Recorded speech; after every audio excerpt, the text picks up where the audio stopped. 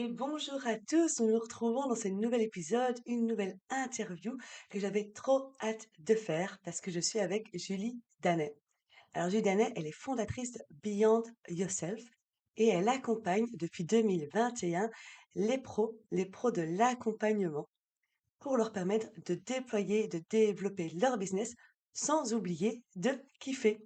Parce que justement, on oublie parfois à quel point c'est important de continuer à kiffer ce qu'on fait, à rajouter du kiff même dans notre business, même dans le développement de celui-ci. Et surtout, quand on se lance, qu'on est à fond dedans, on peut complètement oublier cette partie-là qui est ultra importante. Alors Julie, elle est coach mindset et mentor business. Deux casquettes qui m'ont interpellée. Alors Julie, je te propose, juste pour te présenter, de nous décrypter un peu ce que sont ces deux casquettes. Eh bien, merci beaucoup pour l'invitation, Séverine. Je suis trop contente d'échanger avec toi aujourd'hui. Ça va être très chouette. Et effectivement, j'ai mis 2 appellations différentes. Pourquoi? Parce que je trouve qu'on ne travaille pas de la même manière le mindset et le business. Et en fait, avant, j'avais, un seul étendard, on va dire, coach, mindset et business. Et finalement, je me suis dit: «C'est pas exactement ce que je fais», puisque je suis vraiment en posture de coach quand je vais aller travailler le mindset avec mes clients et je suis plus en posture de mentor quand on travaille le business, même si je prends aussi ma casquette de coach. Alors, casquette de coach, qu'est-ce que j'entends par ça? Pour moi, un ou une coach, c'est une personne qui va t'aider, toi, à trouver tes propres, réponses, à, t'aider à cheminer, si tu veux, dans ta tête, dans tes valeurs, dans ce qui est important pour que tu puisses trouver tes réponses. Alors qu'un mentor, il va être plus là pour te montrer la voie, te donner des options, te dire: «Voilà, il existe ça, ça, ça, qu'est-ce que tu as envie de faire?» Donc pour la partie mindset, pour moi, c'est indispensable d'être vraiment sur du coaching, alors que sur la partie business, on va quand même avoir beaucoup de mentorat, même s'il y aura forcément du questionnement aussi et une posture de coach pour t'aider à trouver la réponse la plus juste finalement pour toi. Mais c'est pour ça que je voulais vraiment faire le distinguo finalement parce que pour moi, on n'adopte pas exactement la même posture entre coaching et mentorat et c'est hyper important de faire la part des choses. Bah, je suis absolument d'accord avec toi. C'est tellement important de faire la distinction entre les deux parce que je vois comme toi la même vision. Un coach, en tout cas, il est vraiment là pour aller t'aider à voir tout ce que tu ne vois pas. Parce que peut-être tu es dans le brouillard, tu es dans tes peurs, tu te concentres simplement sur ce qui ne va pas et t'en oublies toute ta force, toute ta puissance. Et donc le coach, il est vraiment là pour voir tes angles morts. Et ça, j'adore avec mes clients, je leur dis directement, vous êtes hyper puissante. Moi, je te vois avec toutes tes belles couleurs, toute ta puissance, toute ta lumière. Et je suis en fait là comme un miroir pour te permettre de le voir aussi. Moi, une question que je me posais vraiment, c'est qu'est-ce qui a été le déclic? À quel moment tu t'es dit, ah ouais, ça, c'est comme ça que je veux impacter le monde, c'est comme ça que je veux y contribuer, c'est comme ça que je veux impacter mes clientes, ma communauté, les personnes avec qui je vais travailler. C'est une bonne question et je trouve que c'est pas ça a été un cheminement, si tu veux, de différents déclics qui, mis bout à bout, font qu'aujourd'hui, j'accompagne, en tant que coach, à la fois sur du mindset et sur du business. Moi, de base, je suis, RH. J'ai fait tout mon parcours en ressources humaines. J'ai été responsable RH dans des boîtes IT pendant 6 ans et puis après est arrivé le covid et pendant ce covid, moi, j'ai commencé un peu à m'ennuyer. Je suis quelqu'un qui adore avoir beaucoup de projets sur le feu et être bien occupée. Et pendant le Covid, j'ai eu un petit peu de chômage partiel, donc j'avais pas mal de temps enfermé chez moi à tuer, clairement. Et c'est à ce moment-là où je me suis dit: «OK, bon, dans ton job RH, tu t'épanouis, c'est sympa, mais tu sens qu'il te manque quelque chose en plus, il te manque un peu l'adrénaline du début», parce que moi j'adore les débuts de projet. Et je me suis dit: «OK, bah, c'est le moment pour toi de faire autre chose, de profiter de ce temps-là pour, bah, commencer à construire l'avenir». Et je me suis souvenue d'une discussion que j'avais eue avec une de mes, amies, très proches qui, m'avait dit autour d'une conversation, personnelle qu'on avait: «Julie, franchement, tu devrais être coach parce que tu as cette capacité d'écoute, de, compréhension, de questionnement et de motivation qui est incroyable». Et en fait, elle m'avait dit ça un petit peu en rigolant et moi, ça a planté une graine, l'air de rien. Donc ça a été mon premier déclic. Je me suis souvenue de cet échange que j'avais eu avec mon amie et c'est comme ça que je me suis dit: «OK, bah, en fait, je vais me former. Je vais profiter du confinement pour me former, pour me certifier en tant que coach». Et c'est comme ça que je me suis certifiée en tant que coach. J'ai obtenu ma certification en janvier 2021 et par curiosité, j'ai commencé à regarder ce qui se faisait un petit peu sur Instagram au niveau du business en ligne. J'avais pas du tout pour projet de devenir entrepreneur rapidement parce que pour moi, je voulais ouvrir ma boîte depuis, que je suis ado, mais pour moi, c'était quand j'aurai 40-45 ans, un peu plus de bouteilles finalement en entreprise et d'un coup, j'ai découvert le monde du business en ligne et je me suis dit: «OK, il faut tester maintenant, tu as pas à attendre, il faut te lancer». Donc je me suis lancée, j'ai ouvert mon compte Instagram, j'ai lancé mon podcast. Le podcast existe toujours, le compte Instagram existe toujours et finalement au bout de 8 mois, j'ai demandé une rupture conventionnelle à mon employeur. Je suis partie et donc je suis devenue coach pour entrepreneurs à partir du mois de décembre 2021 et depuis, bah, tu vois, ça a été un petit peu un cheminement parce qu'aujourd'hui alors oui, j'accompagne des entrepreneurs, mais j'accompagne, aussi un peu plus spécifiquement des professionnels de l'accompagnement et des coachs, tout simplement parce que et là, pour le coup, ma mission un peu plus globale de comment est-ce que j'ai envie d'impacter le monde, elle s'est, dessinée assez récemment finalement. Pour moi, c'est hyper important qu'il y ait 2 aspects, dans mon impact. Le premier aspect, c'est ce que tu as souligné tout à l'heure, c'est je suis là pour montrer aux gens qu'il est possible de vivre une vie où tu kiffes, en fait, où tu kiffes au quotidien. J'ai vu trop de personnes qui étaient malheureuses, dans leur, carrière professionnelle, dans leur vie et moi, je trouve ça impensable, en fait, de pas être bien dans sa vie. Donc pour moi, c'est hyper important d'aider les gens à kiffer ce qu'ils font au quotidien et deuxième pan qui est hyper important aussi pour moi, c'est que nous, les professionnels de l'accompagnement, on a ce pouvoir d'aider les gens, justement, à être mieux dans leur vie et si j'aide des professionnels de l'accompagnement à vivre de leur activité, donc avec cette partie, business aussi, et ben, ça nous permet tous ensemble de toucher plus de monde et d'impacter plus positivement le monde. Donc en fait, c'est à double tranchant, si je peux double face, on va dire, sur cette mission que j'ai aujourd'hui. C'est vraiment d'aider les gens à trouver leur voie, à se sentir bien, à avoir confiance, à être serein et à développer un business de kiff et impactant et de nous aider, du coup, tous ensemble à impacter positivement le monde. Voilà, donc c'était un petit peu long, mais tu as, tout le raisonnement, si tu veux, de ces dernières années. J'adore, on a vraiment la même mission, en fait, c'est pas pour rien qu'on se voit aujourd'hui. Elle est vraiment similaire de la mienne. Je me retrouve trop dans ce que tu dis, surtout dans le fait de moi, aujourd'hui, j'accompagne les thérapeutes et les coachs à débloquer, libérer leurs freins inconscients pour pouvoir justement développer leur activité. Et on oublie souvent, justement, dans le business, que beaucoup de blocages viennent de l'intérieur et c'est pas nécessairement l'extérieur. Et donc, mon objectif est vraiment que ces personnes puissent impacter d'autres personnes et avoir un impact dans leur vie. Donc, avoir la vie dont tu rêves et en même temps aider d'autres gens à avoir leur vie, à guérir aussi. Tout simplement pour construire un monde plus beau, plus respectueux, ce qui est le plus important pour moi, reconstruire notre monde.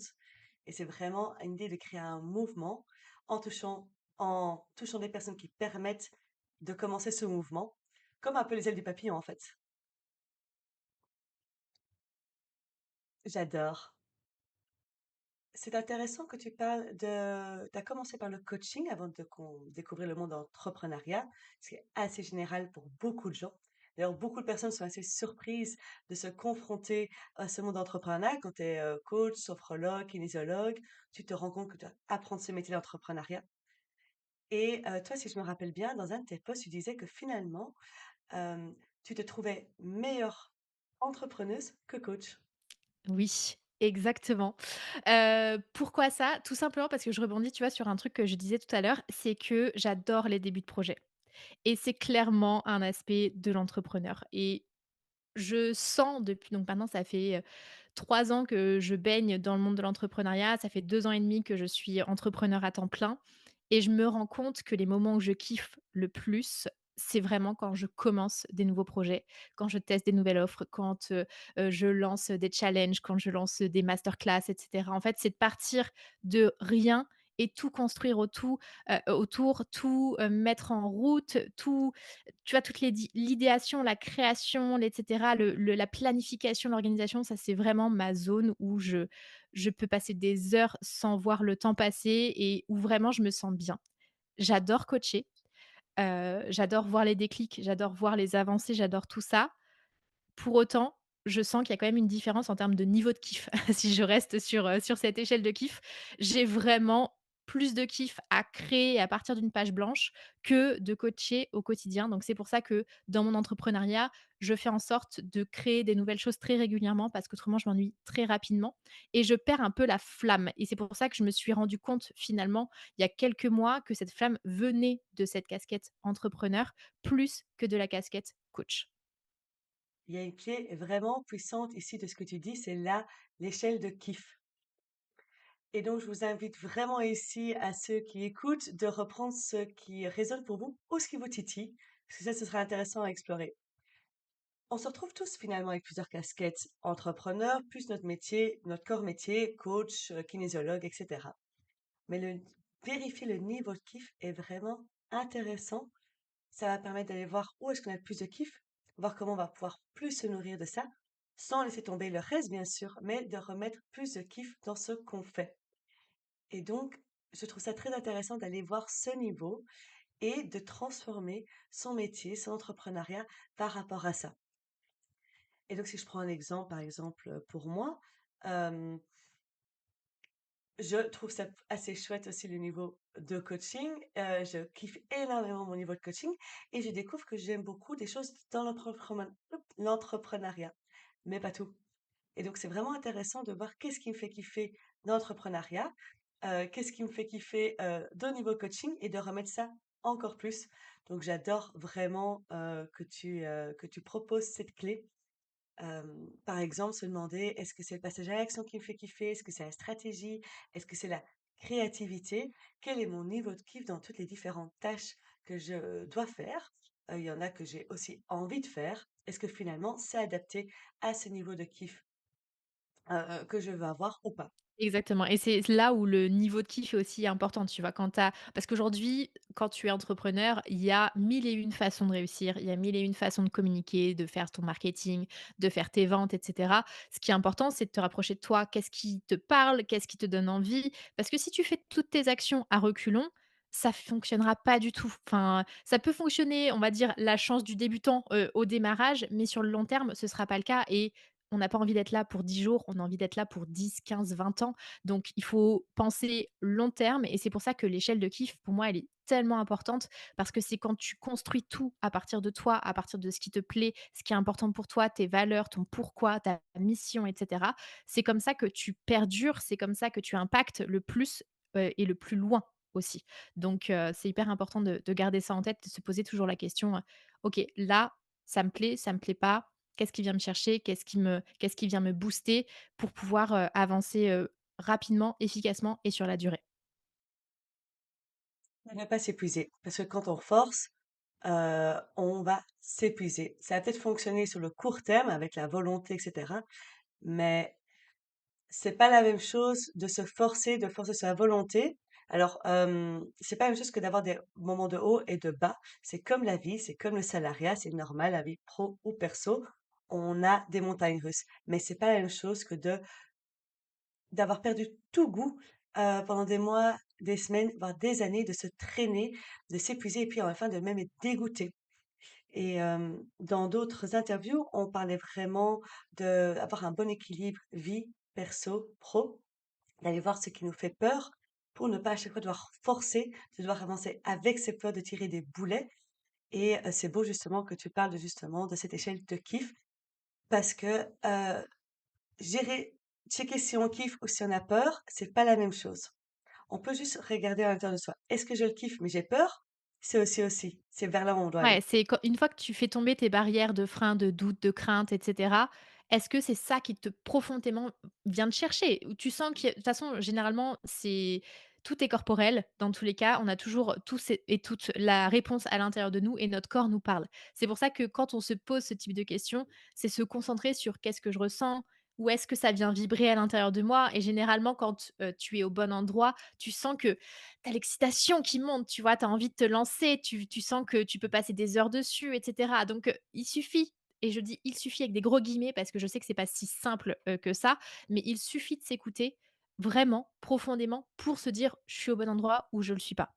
Mais c'est pas toujours évident et c'est pour ça que se faire accompagner, se faire coacher, bah, ça aide à aller, trouver les bonnes réponses parce que nous, on peut avoir du mal à s'écouter alors qu'une personne extérieure va nous poser les bonnes questions pour trouver nos bonnes réponses. Se poser les bonnes questions, et se poser aussi un cadre qui permet de le poser. Parce que de fait, s'explorer, voir ses ressentis, ça a besoin d'un cadre pour pouvoir le faire de manière tranquillement. Et donc, c'est justement ça que le coach propose, c'est un temps, un espace et de pouvoir voir justement ces angles morts. Et c'est très important de pouvoir savoir, en fait, qu'est-ce qu'on ressent. Est-ce que finalement, je sens que ça serre à l'intérieur de moi parce que c'est la première pierre à enlever qui me fait peur, ou parce que c'est justement pas du tout juste pour moi d'aller vers là. Et c'est là qu'un accompagnement est vraiment précieux parce que ça permet de voir ça de manière plus claire, d'avoir plus de clarté vers là où on veut aller. Ah oui, oui, moi depuis que je suis lancée en tant qu'entrepreneur, j'ai eu 3 coachs différents, tout simplement parce que pour moi, avoir des approches différentes pour des avancées différentes à différents moments de notre vie, c'est hyper important et clairement à chaque fois, ça va plus ou moins loin dans la découverte de soi, mais tu découvres forcément quelque chose et c'est forcément accélérateur aussi par rapport à tes projets, par rapport à tes objectifs.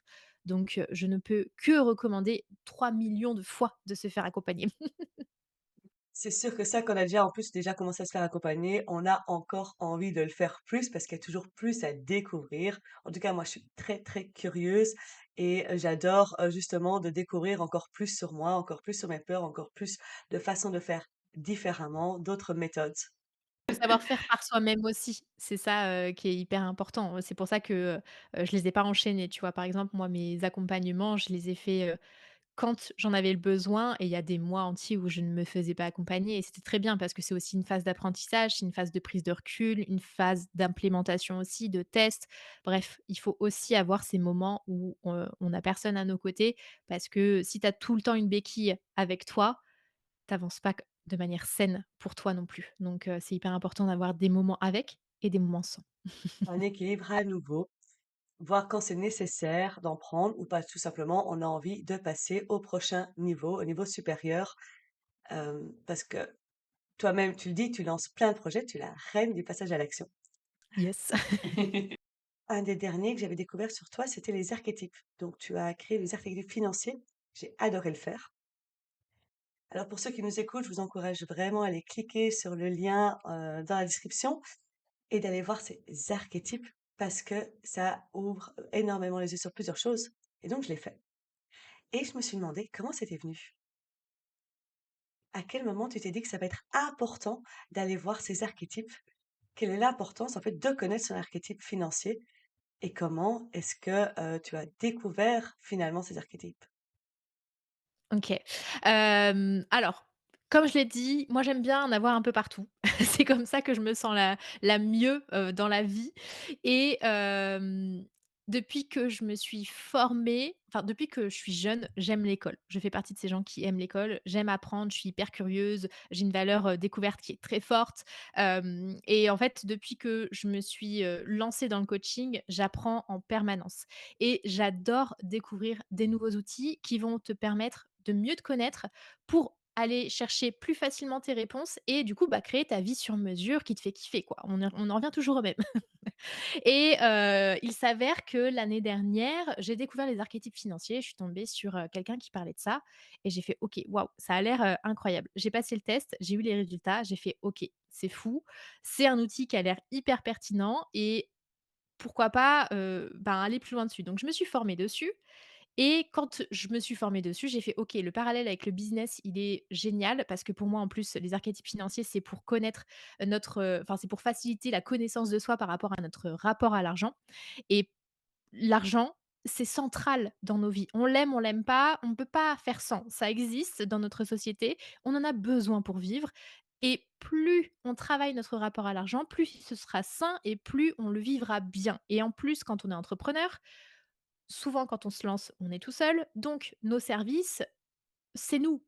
Donc se vendre devient un non négociable. On n'a pas le choix que de se vendre. Donc plus on est à l'aise avec l'argent, plus on sera à l'aise avec le fait de vendre et donc de se vendre in fine parce que c'est comme ça que ça fonctionne dans, le monde de l'accompagnement. Donc je me suis formée là-dessus et en fait, en comprenant l'impact que ça pouvait avoir, moi, je me suis dit: «OK, c'est déjà incroyable la connaissance de moi-même que ça m'apporte». Le La prise de recul, j'avais déjà travaillé mon rapport à l'argent, mais c'était pas, sur ces aspects-là, donc ça m'apportait, tu vois, un autre angle de vue qui était hyper intéressant et je me suis dit: «OK, en fait, il faut que les gens comprennent que ça existe déjà». Parce qu'il y a beaucoup les Américains qui en parlent pour le moment, mais pas, les Français et ça va permettre aussi de donner des billes en termes de passage à l'action, justement, comme tu le disais si bien, pour les personnes, de manière très concrète. Parce que travailler son rapport à l'argent, déjà, ça peut faire peur, ça peut être hyper complexe et pour moi, c'est facilité à partir du moment où tu passes à travers des actions que tu mènes dans ton business. Donc c'est pour ça que j'ai créé le quiz en me basant sur les archétypes financiers, parce que c'est un outil de connaissance de soi qui est incroyable et qui permet vraiment de faire des parallèles géniaux dans notre progression, dans notre évolution au niveau de notre business et je le fais avec les archétypes financiers, mais tu vois, en ce moment, je suis aussi en train de me former sur l'human design, qui est un autre outil, et qui permet, encore une fois, de mieux se connaître, d'être proche de soi et d'être capable de construire quelque chose qui est à notre image et qui va vraiment être totalement aligné à qui on est, ce qu'on veut et ce qu'on veut apporter. En fait, le grand message ici, c'est avec les archétypes, mais les autres, c'est la connaissance de soi. Et dans l'entrepreneuriat, on n'y coupe pas. On est vraiment face à chaque fois à nos peurs, à des miroirs, à des croyances.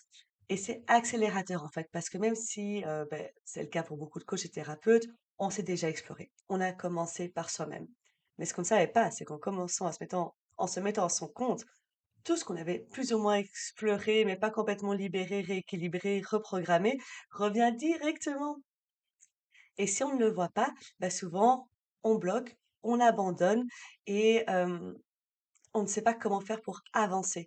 Donc en fait, vraiment, la clé, c'est de revenir à soi et dans les archétypes, tu donnes énormément de belles stratégies justement qui sont alignées avec ce qu'on découvre sur soi.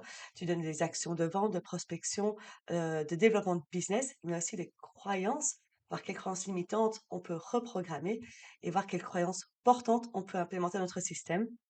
Je suppose que c'est d'ailleurs quelque chose que tu fais avec ta casquette mindset dans, ton accompagnement. Ah yes, ça c'est sûr, alors pour moi, travailler son business, c'est forcément travailler son mindset parce que, on est déjà une seule et même personne, donc pro, perso, tout se confond, c'est une seule personne et ton business, si tu veux qu'il se déploie, il va falloir que toi-même, tu te déploies aussi. Et pour se déployer soi, il faut travailler sur soi, il faut travailler son mindset.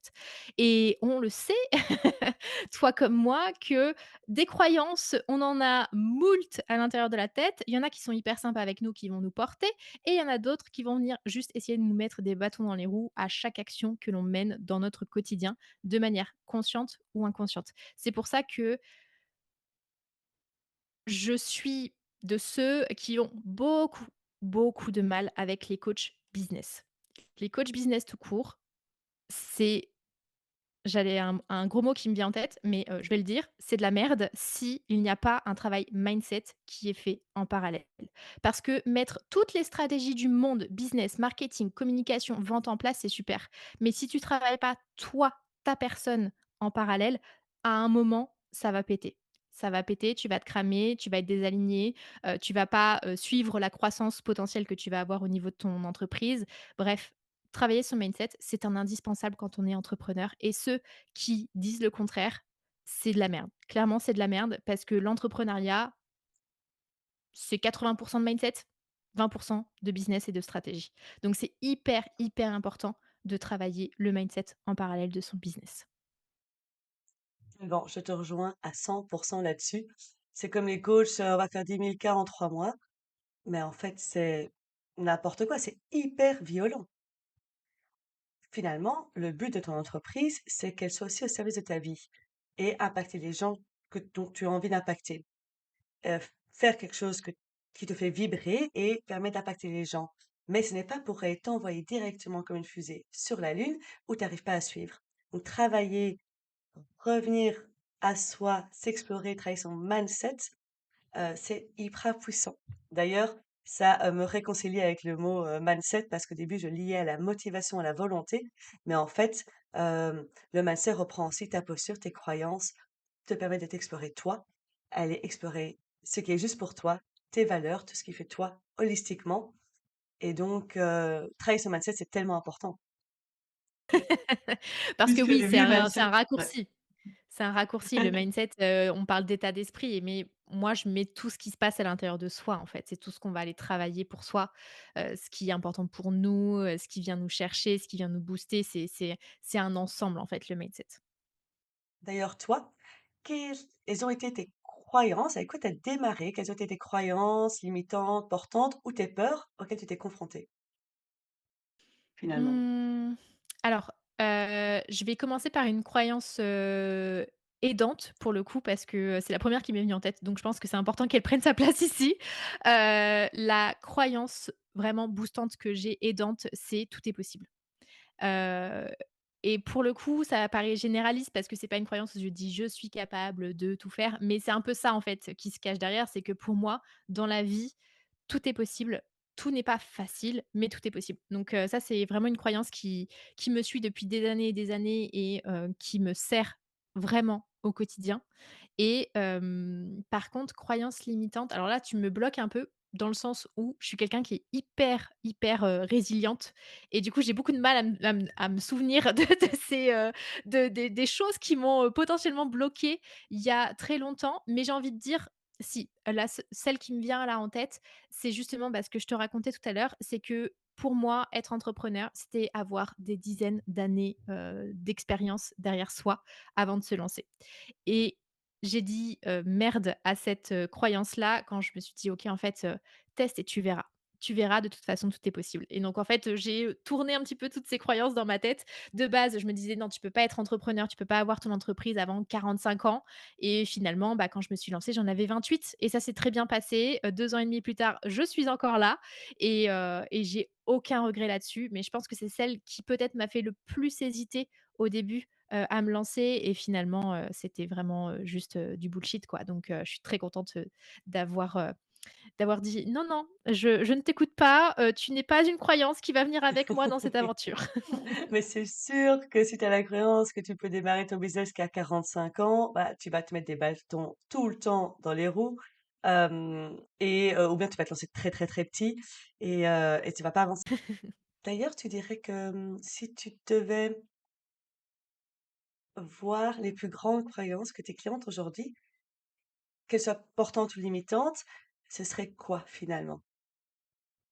Alors, il y a beaucoup de croyances autour de: «Je ne suis pas assez, je ne suis pas capable, je ne me sens pas à la hauteur, qui suis-je pour, aider les personnes?» Il y a beaucoup de croyances, autour de la légitimité, qui sont présentes et si, je fais le parallèle avec des croyances aidantes, la chose qui revient le plus, c'est que, c'est un peu la mission, tu vois, que nous on a en commun toutes les 2, c'est de se dire: «OK, en fait, heu, je suis capable quand même d'impacter positivement le monde. Je ne sais pas encore trop comment, je ne suis pas encore tout à fait sûre de, ce que je vais apporter, mais par contre, je suis profondément convaincue qu'il y a quelque chose à faire et ça, je pense que c'est, une croyance qui n'est pas toujours consciente pour le coup, pour les, personnes que j'accompagne, mais qui sont présentes au fond d'elles parce qu'autrement elles ne seraient pas là en train de se lancer, tu vois? Donc, il y a quand même la croyance aidante de: «Il y a quelque chose à faire», qui vibre suffisamment fort malgré les: «Je ne suis pas capable, je ne suis pas à la hauteur, je ne suis pas légitime»,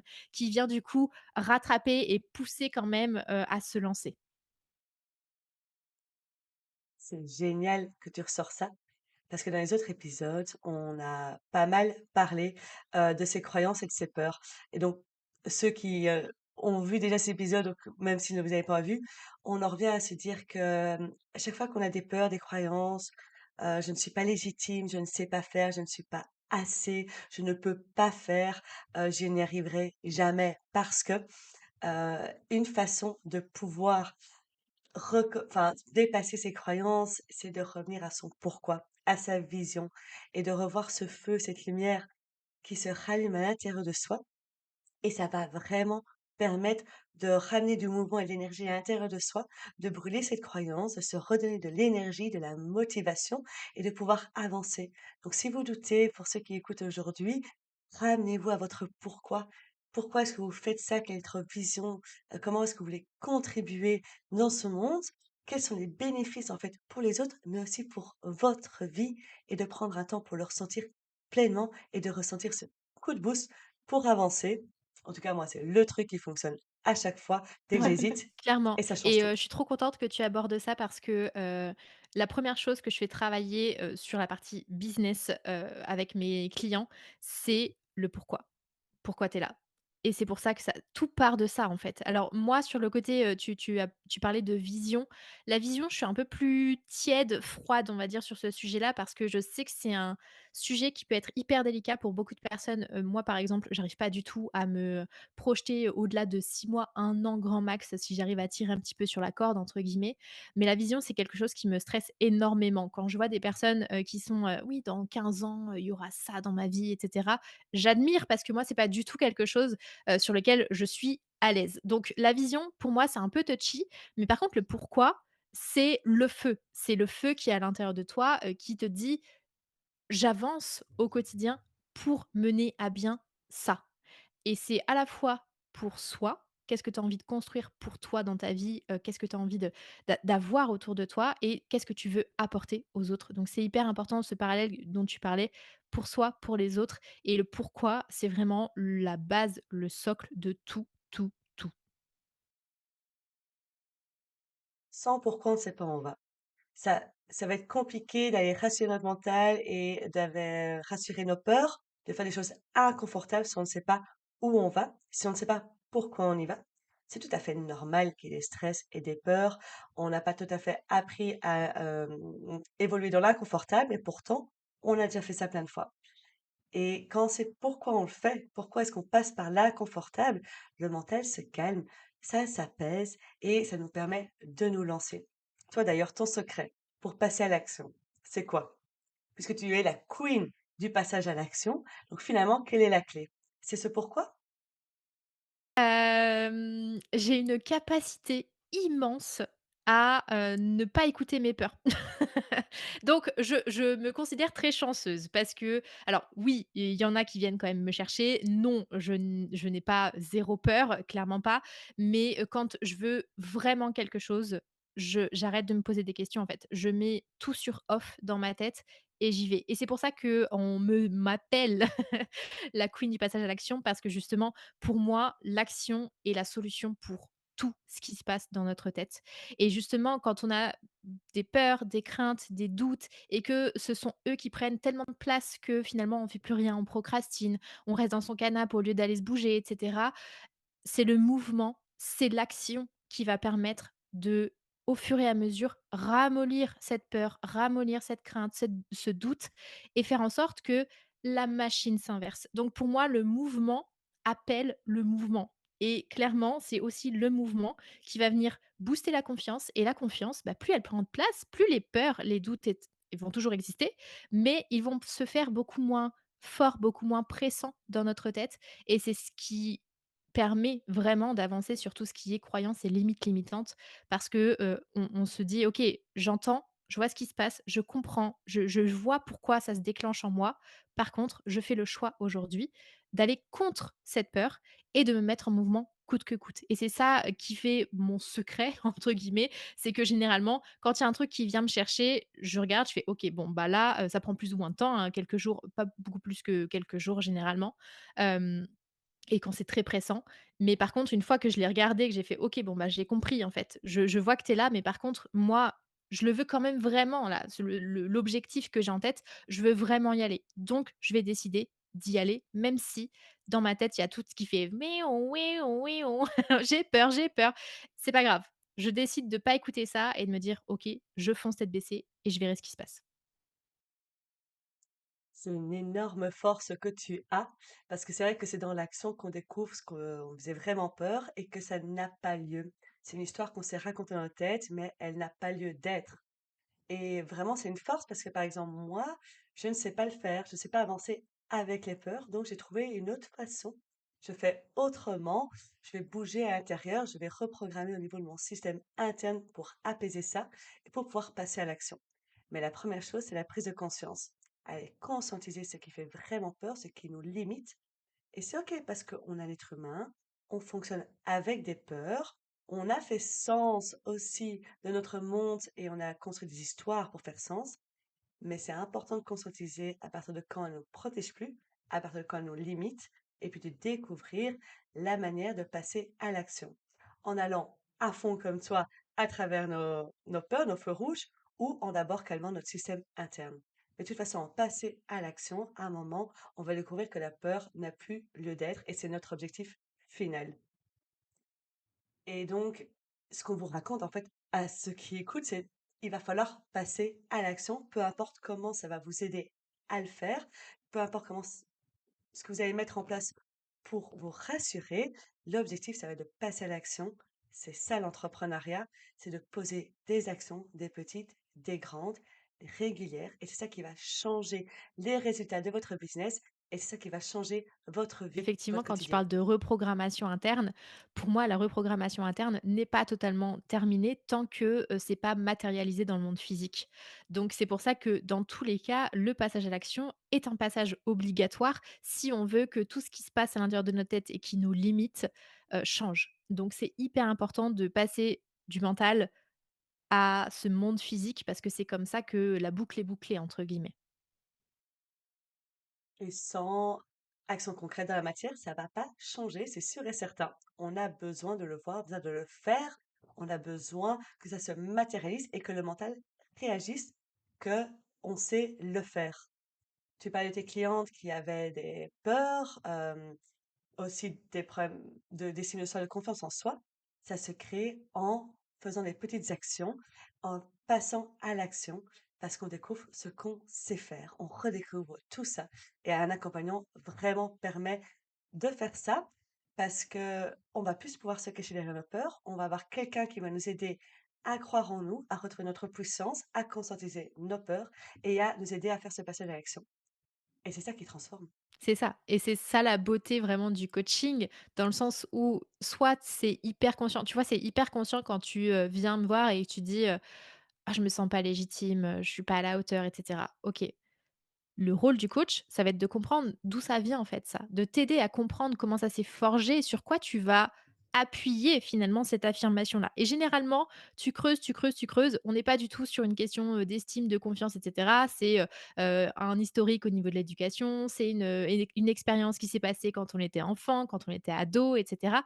Et en fait, rien que comprendre d'où ça vient et de se dire: «Mais en fait, j'ai forgé ça sur quelque chose qui n'a souvent rien à voir, donc pourquoi est-ce qu'aujourd'hui, je laisse encore cette croyance limitante venir me mettre des bâtons dans les roues?» Et rien que ça, souvent, le switch, il se fait assez naturellement et quand tu comprends, en fait, ton fonctionnement interne et que tu l'acceptes, c'est déjà beaucoup plus facile d'avancer et de te dire: «OK, ben, en fait, ça m'empêchait de faire une, vidéo face caméra peut-être sur Insta ou sur LinkedIn ou peu importe, mais en fait, ça c'est naze, ça n'a rien à voir. C'est stupide de se freiner à cause de ça». Donc c'est là où le coaching est beau, c'est que ça permet de comprendre et ensuite de se dire: «OK, en fait, let's go, il y a rien qui doit m'arrêter. Je suis capable de beaucoup plus que ce que j'ai l'impression, de base et tout va bien se passer». C'est pour ça que tu as le mentorat business pour avoir des stratégies, savoir comment on développe une activité. C'est normal, on doit apprendre l'entrepreneuriat, c'est un métier. Et puis ce coaching mindset pour s'explorer, revenir à soi, puisqu'on est une seule et même personne. Et donc, en agissant sur son business, on va découvrir des choses sur soi-même et s'aider soi-même.